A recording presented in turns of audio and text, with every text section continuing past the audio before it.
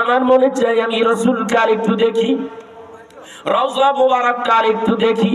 তারা হাঁটতেছে, আমি লুকিয়ে লুকিয়ে একটু পিছনের দিকে আসি, যেন আমার নবীজির রওজা মুবারকের জালি মুবারক দেখতে পাই। এইভাবে একটু একটু করে যাই, আবার একটু একটু করে পিছে আসি। মনে চাই রহমতের নবীরে বারবার দেখি। মনের মধ্যে শুধু এই চিন্তা ছিল যে রহমতের নবী তুমি তো বলে দিয়েছো মান জারা কবরি ওয়াজাবাত লাহু শাফাআতি। নবী গো, তুমি বলে দিয়েছো যেই মানুষটা আমার রওজা জিয়ারত করলো তার জন্য আমার সুপারিশ খানা ওয়াজিব হয়ে গেল। নবী গো, বহু দূর থেকে এসেছি গো নবীজি, একটু দেখা দিবা গো নবীজি, একটু দেখতে চাই গো নবীজি। নবী তুমি নিজে বলেছো মান রানি ফাকাদ রা আল্লাহ হুররিমাত আলাইকুমুন নার। যেই ব্যক্তি আমি নবীর স্বপ্নে দেখলো সে সত্যই দেখলো, তার জন্যই তো দুঃখীরা গুনাহ হারাম হয়ে গেল। ওগো নবীজি একটু দেখা দাও নবী গো। এই রওজার শরীফের ভেতর থেকে বাইরে হইয়া গম্বুজটা সামনে করে নিয়া রাত্রি বেলায় এতিমের মতো বসে গেল। ডাকতে কই নবী গো, রহমতের নবী একটু দেখা দাও। এত দূরের থেকে এসেছি, আবার যেতে থাকলে আসতে পারবো কি পারবো না জানি না। আল্লাহ গো, ওগো আল্লাহ, দয়া করে তোমার হাবিবের সাথে আমার একটু মোলাকাত করাইয়া দাও। মানুষ পাই না, দুইজন সঙ্গী, দুইজনই মিলাদ ক্যাম্প শুরু করে দিলাম। আল্লাহু আকবার। মানুষের কাছে চাই চাই দেয় কি কয় আমরা মিলাদ ক্যাম্প করি, হেরে মিলাদ ক্যাম্প করি। এখানে আবার আসতেছি, এইখানে আমি একটা গজল বানাইয়াছি, এইখানে আমি বলেছিলাম এই গজলটা, কত রাত কেঁদেছি তোমার দিদারের আশায়, দেখা দাও নবীজি আমায়। কত রাত কেঁদেছি তোমার দিদারের আশায়, দেখা দাও নবীজি আমায়। তোমার আশায় কাঁদি আমি ও গো দয়াময়, দেখা দাও নবীজি আমায়, দেখা দাও নবীজি আমায়।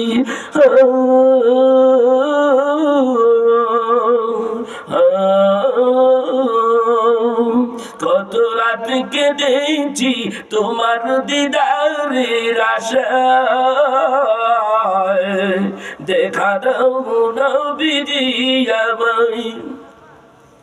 আমার মন কাঁদে শুধু নবী নবী বলে, মন প্রাণ দিয়েছি নবীজি তোমারে, দয়া করে নিয়ে নাও সোনার মদিনায়, দেখা দাও নবীজি আমায়।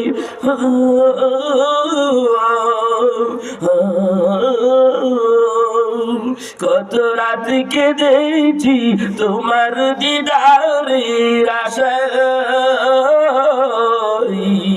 দেখা দাও নবীজি আমায়। পশু পাখি তোমায় ছিল নবী দয়াময়, তুমি আছো সর্বদাই আশিকের হৃদয়। পশু পাখি তোমায় ছিল নবী দয়াময়, তুমি আছো সর্বদাই আশিকের হৃদয়। তোমার দিদার পাইলে দোজখ হারাম হয়, দেখা দাও নবীজি আমায়।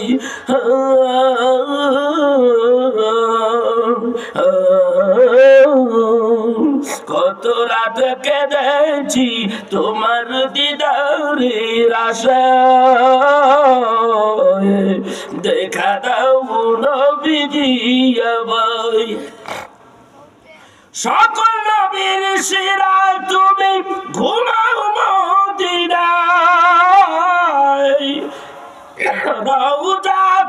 শুয়ে কাঁদে উম্মতের মায়ায়, সারা জীবন কেঁদেছেন নবী দুনিয়ায়, দেখা দাও নবীজি আমায়। মারহাবা। ভাইরা, এই গজলগুলি গাইতে হইলে অনেক শক্তি লাগে। আমি এই গজলগুলি এরকম 70টা গজল লিখছি। কথা বুঝতে পেরেছেন? ভালোবাসা না থাকলে গজল লেখা যায় না, ভালোবাসা না থাকলে সুর আসে না। রাসূলকে ভালোবাসি, আপনিও ভালোবাসেন, কারণ আল্লাহ তাআলার নির্দেশ, কুলিন কুনতুম তুহিব্বুনাল্লাহ ফাত্তাবিউনি ইউহিব্বুকুমুল্লাহ, তোমরা যদি আমারে পেতে চাও আমার হাবিবকে ভালোবাসো, ভালোবাসলে ওয়াগফির লাকুম যুনুবাকুম ওয়াল্লাহু গফুরুর রহিম, আমি খুশি হব, খুশি হয়ে তোমার জীবনের সব গুনাহ মাফ করে দেব। সুবহানাল্লাহ। ভালোবাসার বহিঃপ্রকাশ মিলাদুন নবী, ঠিক কিনা ধরে কর। এখন হযরতে আব্দুল মুত্তালিব কোথায়? হযরতে আব্দুল মুত্তালিব মা আমেনার দরজার কিনারায়। উম্মাইমান দাসী রে, দরজা খোল রে উম্মাইমান দাসী। কি কয়? দরজা খোল, এই উম্মাইমান দাসী দরজা খোল। দরজা খোলা হলো, দরজা খুললে ডাক দিয়ে বলে, আমার একজন দাদা ভাই এসেছে দুনিয়ায়, দে দে দে আমার খুলে দে। ও ম্যামের দাসী ডাক দেখো, আপনি কই শুনলেন? এই কথা কোথা থেকে শুনলেন? এখনো তো কোনো কিছু হয় নাই। আরে ওইসে তো গেছে গা। কই গেছে গা? কথা কয় না, আকাশে গেছে গা। কোথায় গেছে বলবো? ডাক দিয়ে দিলাম, আমার খুলে দে, আমার পরাটা জুড়াই তারে কোলের মধ্যে নিয়া। আজকে আমি কাবা বাইতুল্লাহর কিনারায়, এই নবী আমার এই নাতি দুনিয়ায় আসার কারণে আমি যেই দৃশ্যগুলি দেখেছি একমাত্র আমি সারা কাউরে বুঝাইতে পারবো না। কি দেখলাম? আমি দেখি আকাশের তারকাগুলি জমিনের দিকে নাইমে আসে। আবার চাইয়া দেখি আমার ছেলে আব্দুল্লাহর বাড়ির দিকে কাবা ঘরটা ঝুঁকিয়া রইছে। আল্লাহু আকবার বলবেন না? হায় হায় হায়, আপনি একটু অপেক্ষা করেন, এখনো কোনো সন্তান আদি হয় নাই, মা আমেনা কিচ্ছু হয় নাই। দরজা বন্ধ করে দিলেন। মা আমেনা ডাক দেখো, আমি দেখেছি আমার ভেতর থেকে একটা নূরের পুতলা বের হয়েছে, আমার সন্তান কোথায়? মা আমেনা বলে, আমার সন্তান কই? আমি চিন্তিত হয়ে রইলাম, আমি চিন্তিত হলাম। তাওয়ারিকের কিতাবে লেখা, মা আমেনা বলে, আমি ফেরেশতা জিবরাইলের মাধ্যমে জানতে পেরেছি, জিবরাইলের মাধ্যমে জানতে পেরেছি, কারণ জিবরাইল আজকে মানব শুরুতে মা আমেনার সামনে। সুবহানাল্লাহ। কোথায় রে? আমি যখন পাগলের মতো হয়ে গেলাম, আমার সন্তান কই? জিবরাইল আমারে তখন সান্ত্বনা দেয়, ইয়া আমেনা, চিন্তা করেন না, আছে আপনার সন্তান আছে, আপনি চিন্তা করেন না। পৃথিবীতে আমার নবী আগমন ঘটেছে, পৃথিবীর মানুষ দেখার আগে রহমতের রব আল্লাহ তাআলা নিজে দেখার জন্য তার হাবিবকে আগেই আকাশে উঠাইয়া নিয়ে গেছে। আল্লাহ কয়, হাবিব আপনারে পরাণ ভরে আমি দেখলাম, আমি আপনাকে পাঠাইয়া দিলাম, কিন্তু আমি আপনারে পাঠাইলাম, আপনার কায়া পাঠাইলাম, ছায়াটা আমি আল্লাহর কাছে রেখে দিলাম। আল্লাহু আকবার বলবেন না? আমি কায়াটা পাঠাইলাম, ছায়াটা আমার কাছে রেখে দিলাম। হাবিব, আপনাকে ছাড়া আমি আল্লাহর ভালো লাগে না। আল্লাহু আকবার বলবেন না? কেমন তোর বন্ধু এইটা? এই জন্যই তো বলেছে আপনি হলেন আমার হাবিবুল্লাহ। কোন নবীজিকে আল্লাহ তাআলা হাবিবুল্লাহ বলে নাই, একমাত্র হাবিবুল্লাহ বলেছে আমার রহমতের নবীকে। কে বলেছে? আল্লাহ বলেছে, আপনি একে সৃষ্টি না করলে আমি আল্লাহ কিছুই সৃষ্টি করতাম না। এরপরে দুনিয়ায় আসলেন। হযরতে মা আমেনা বলে, তারপরে আমি খুঁজতে লাগলাম, খুঁজতে খুঁজতে দেখি আমার সন্তান মুহাম্মদ সাল্লাল্লাহু আলাইহি ওয়াসাল্লাম দেখি আমার ঘরের মধ্যে সেজদায় পড়ে আছে। এতটুকু বাচ্চা শিশু কেমন করে সেজদায় পড়ে আছে, কেঁদে কেঁদে সারে যার শিশু নবী তখন বলে রব্বি হাবলি উম্মতি। মা আমিনা বলে আমার ছেলে রব্বি হাবলি উম্মতি বলে কান্দে, কি কারণ? রব্বি হাবলি উম্মতি আবার কি? জিবরাইল ডেকে ডেকে বলে আমিনা রে প্রশ্ন করেছেন, জবাব আপনি আমার কাছ থেকে শুনেলেন। আপনার পেটের ভিতর থেকে যে বের হয়ে গেছে তিনি হলেন আখিরি জামানার শেষ পয়গম্বর, যারে সৃষ্টি না করলে আল্লাহ রাব্বুল আলামিন কিছুই সৃষ্টি করতেন না, যার নাম হবে আকাশে আহমদ, জমিনে যার নাম হবে মুহাম্মদ। এই মুহাম্মদুর রাসূলুল্লাহকে সৃষ্টির কারণে আল্লাহ রাব্বুল আলামিন তামাম জাহানটাকে এত সুন্দর করে সৃষ্টি করেছে। রহমতের নবী হলেন নূরের নবী, তার নূরের একটা অংশ দিয়া এই দুনিয়াটা আল্লাহ বানাইছে, তার নূরের একটা অংশ দিয়া মুমিন বান্দার কলবের জ্যোতি বানাইছে, তার নূরের একটা অংশ দিয়া মুমিন বান্দা ও মুসলমান মানব জাতি তোমার এই চোখের জ্যোতি বানাইছে, তার একটা নূরের অংশ দিয়া আল্লাহ জান্নাত বানাইছে, তার একটা নূরের অংশ দিয়া আল্লাহ জাহান্নাম বানাইছে, তার একটা নূরের অংশ দিয়া আল্লাহ রাব্বুল আলামিন আরশে কুরসি লৌহ কলম এইগুলি বানাইছে। আল্লাহ তাআলা ডাকতে কয় কলম রে রহমতের নবীর নূর দিয়া ভিতরে আগে বানাইছি। সুবহানাল্লাহ বলেন না? নবীর পরে তারপরে কি বানাইলেন? 2 নম্বর। 1 নম্বর আমার আল্লাহ কয় আমি আউয়ালু মা খালাকাল্লাহু নূরি, প্রথমেই আমি আমার হাবিবুল্লাহ নবীর নূর, হাবিবুল্লাহ নবীর নূর বানাইলাম। দ্বিতীয়বার কি বানাবো? আমি আল্লাহ তাআলা প্রথমবারের পরেই আমি কলম বানাইলাম। আর এই কলম রে বললাম কলম রে এইবার তুমি লেখো। কি লেখো রে? আল্লাহ বলে লেখো লাউহুল মাহফুজের মধ্যে লেখো। লিখতে থাকো, লেখো লা ইলাহা ইল্লাল্লাহ, লা ইলাহা ইল্লাল্লাহ, লিখতে থাকো আর জিকির করতে থাকো। কলম এইবার ডাক দিয়ে কই আমার আল্লাহর হুকুমে আমি লিখতে আসি আর জিকির করতে আসি লা ইলাহা ইল্লাল্লাহ, লা ইলাহা ইল্লাল্লাহ। আল্লাহ ডাক দিয়ে বলে এনাফ, যথেষ্ট, আর লিখতে হবে না, তুমি এইবার থেমে যাও। এইবার তুমি লেখো মুহাম্মাদুর রাসূলুল্লাহ, মুহাম্মাদুর রাসূলুল্লাহ, লিখতে থাকো আর তুমি জিকির করতে থাকো। আল্লাহর নামের পাশে কার নাম? কথা কয় না, কার নাম? রাসূলের নাম আছে না নাই? এই জন্য তো আমার আল্লাহ কয় হাবিব আমার কোরআনের মধ্যে তোমার নাম আছে না নাই?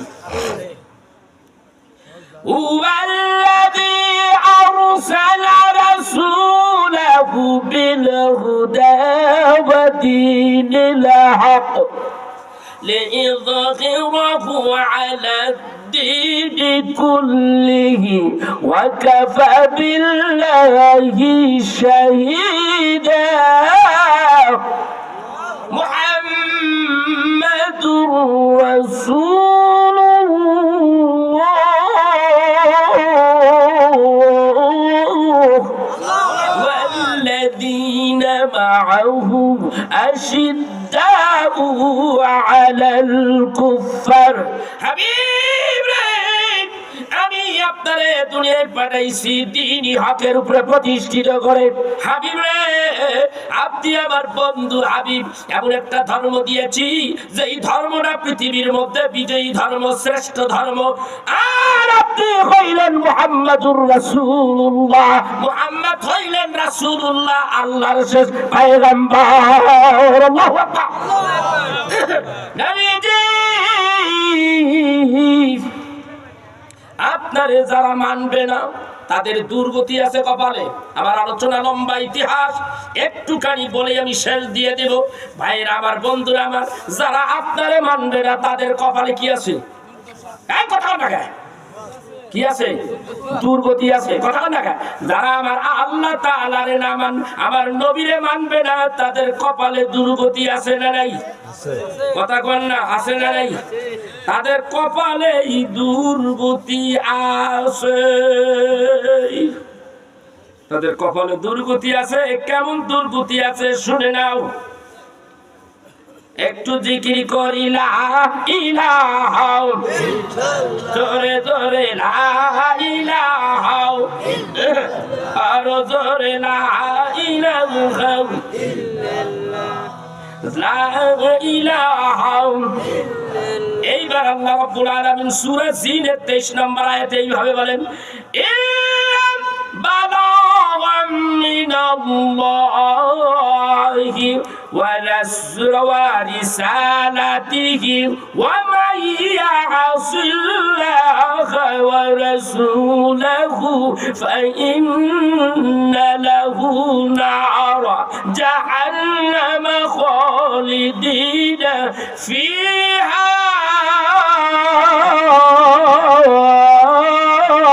আবাদা। আল্লাহ তাআলা ডাক দিয়া বলে, কেবল আল্লাহর বাণী পৌঁছানো এবং তা প্রচার করাই আমি রাসূলের দায়িত্ব। সুবহানাল্লাহ কইবেন না? ফাইন্নামা আলাইকাল বালাগ, আমার দায়িত্ব হলো প্রচার করা, আমি প্রচার করে দিচ্ছি, আমার কাজই হলো প্রচার করা। আর যারা আল্লাহ ও তার রাসূলকে অমান্য করে তাদের জন্য রয়েছে জাহান্নামের আগুন, সেখানে তারা চিরস্থায়ী হয়ে থাকবে। এখন এইখানে আল্লাহ বলতে পারতেন আমার যারা মানে না তারা জাহান্নামী, রাসূলরে পেছাইলো কি জন্য কোন? আল্লাহ ডাকটা কয় রাসূলরে পেছাইছি ওই দিয়ে আমি কলম বানাইলাম, কলম দ্বিতীয় স্তরে যখন কলম সৃষ্টি করলাম, সৃষ্টি করার পরে কলম রে কইলাম কলম লেখ, কলম আল্লাহ আল্লাহ আল্লাহ লা ইলাহা ইল্লাল্লাহ লেখলো। এখানে ক্ষান্ত নয়, কলম রে আল্লাহ ডাকটা কয় লা ইলাহা ইল্লাল্লাহ লেখলা। এইবার থামে যাও, লিখতে থাকো মুহাম্মাদুর রাসূলুল্লাহ। আমার নামের পাশে আমি জানি হাবিবুল্লাহ কইয়া ডাক দেই, ওই হাবিবুল্লাহ নবীর নাম আমার নামের পাশে না থাকলে আমি আল্লাহর শান্তি লাগে না। এই জন্যই কোরআনের মধ্যে আমি বলতে গিয়েছি যে এইখানে আমার নাম সার পরে দিয়ে আমার হাবিবুল্লাহ নামের কথা আনছি, আমারে মানতে হবে, আমার হাবিবরে মানতে হবে। আবার আরেক জায়গায় আল্লাহ বলেন কুল আতিউল্লাহ ওয়া আতিউর রাসূল, বিনায়ে তাতে আমারে মানো, আমার কথা মানো, বিনায়ে তাতে আমারে মানো, আমার হাবিবরে মানো, হাবিবের কথাও মানো। সুবহানাল্লাহ কি কইবেন না? সুবহানাল্লাহ। বাইরে নবীর শানে বেয়াদবি করবেন কপালে কিন্তু দুর্গতি আছে, এরকম অনেক আয়াত আছে। আমি কথা আর একটু বলি। রাসূল দুনিয়ায় আসছে, খবর জানে কেনা? আগে জানছে কে? উম্মে আইমান দাসী। তো উম্মে আইমান দাসী জানার পরে খবরটা একটু বাইরে বের করে দিলেন যে রহমতের নবী আব্দুল্লাহর ঘরে একটা পুত্র সন্তান মুহাম্মদ সাল্লাল্লাহু আলাইহি সাল্লাম তার জন্ম হয়ে গেছে।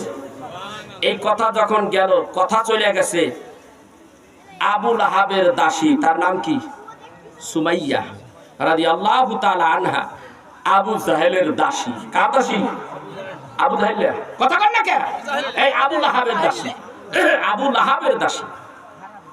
এখন আর উম্মে আইমান হলো খাজা আব্দুল্লাহর দাসী। তো আবু লাহাবের দাসী আইসে আবু লাহাবরে বলতেছে আনন্দের চোটে দৌড়াইয়া আসিয়া তার সামনে দাঁড়াইয়া, ও আমার প্রাণের আকা। হ্যাঁ কি হয়েছে? সে বসে বসে তখন কাজ করতেছিল। কেডা? আবু লাহাব। প্রাণের আকারে আমি একটা সুসংবাদ দিতে এসেছি। আল্লাহ রাব্বুল আলামিন আপনার ভাইয়ের ঘরে একটা পুত্র সন্তান দিয়েছে যার নাম হলো মুহাম্মদ সাল্লাল্লাহু আলাইহি ওয়াসাল্লাম। আবু লাহাব কি করবে? খুশির চোটে দাঁড়াইয়া গেছে। আল্লাহু আকবার। আল্লাহু আকবার। কে দাঁড়াইছে? এই কাফের, এই আবু লাহাব দাঁড়াই গেছে খুশির চোটে। খুশির চোটে যখন দাঁড়াইয়া গেল, দাঁড়াইয়া ডাইকে কয় তুই তো আমার দাসী। এই সুসংবাদ দেওয়ার কারণেই যা যা আমি তোরে আজকের দিকে মুক্ত করে দিলাম, আজাদ করে দিলাম। কিভাবে? আঙ্গুল ধরেন এইভাবে। তুমি আর আঙ্গুল ধরেন কিভাবে কইলো? এইভাবে আঙ্গুল একটা উঠে গেছে। তুই কথা বল না, ভালো করে খেয়াল করো। একটা উঠাইতে যাইয়া দুইটা উঠে গেছে, যারা তোর আমি আজাদ করে দিলাম। খুশি হয়েছে না? এই খুশির নাম কি আরবিতে? এটাই ঈদ। আবু লাহাব খুশি হয়ে গেছে, কিছু সময়ের জন্য আবু লাহাব খুশি হয়ে গেছে। এই আমার ভাইরাম, এই খুশিটুকু হওয়ার কারণেই আল্লাহ রাব্বুল আলামিন আবু লাহাবরে দেখেন কবরের মধ্যে কি পুরস্কার দিতে আছে। এটা বুখারী শরীফের ২য় জিলদের মধ্যে আছে। শুধু এইটাই নয়, উমদাতুল কারি কিতাবের মধ্যে আছে বাবা। এই কিতাবের মধ্যে আছে রহমতের নবী দুনিয়ায় এসে গেছে, এইবার আবু লাহাব বিদায় হয়ে গেছে। আবু লাহাব কবরের মধ্যে একবার আবু লাহাবের ভাই হযরতে আব্বাস রাদিয়াল্লাহু তাআলা আনহু, নবী চাচা, তিনি বলতে লাগলেন, বুখারীর মধ্যে আছে, ডাক দিয়ে বলেন, আমি স্বপ্নের মধ্যে দেখতেছি আমার ভাই এই আবু লাহাবের সঙ্গে আমার দেখা হয়ে গেল।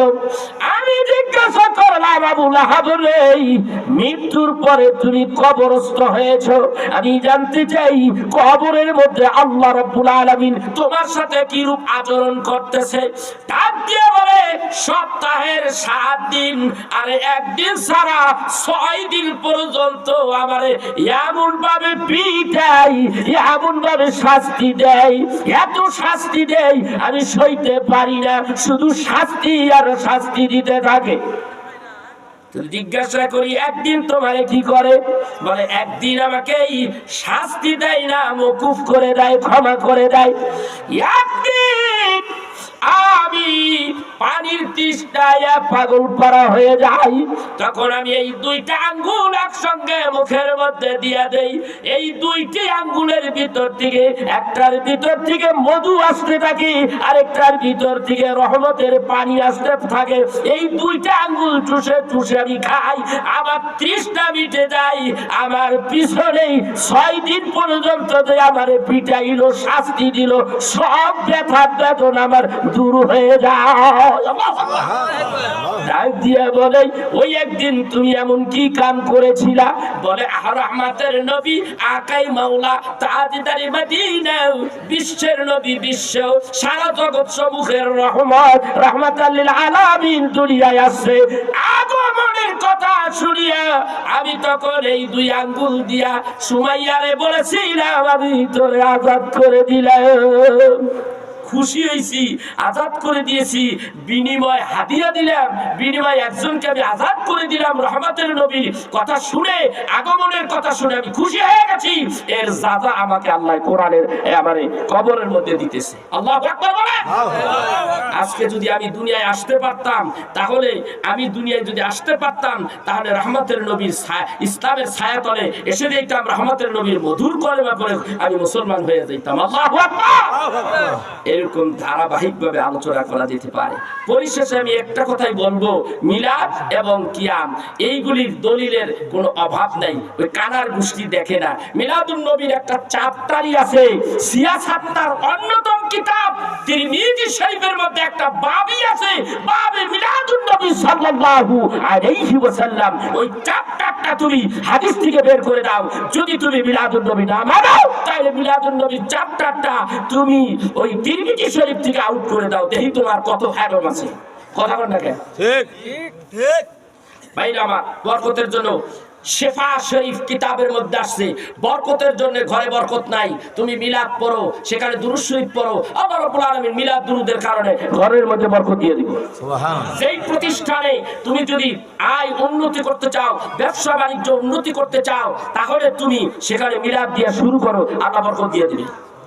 এইরকম অনেক কথা কিতাবের মধ্যে আসছে। আমি আর সামনের দিকে বাড়াবো না, আমার কথা আমি শেষ করে দেব। তারপরেও আমি আপনাদেরকে শুধু একটা কথাই বলবো, রহমতের নবীর মুহাব্বত, ভালোবাসা অন্তরে রাখেন, তাইলে নাজাত পাইতে পাবেন, পাবেন, অবশ্যই পাবেন। আজকের এই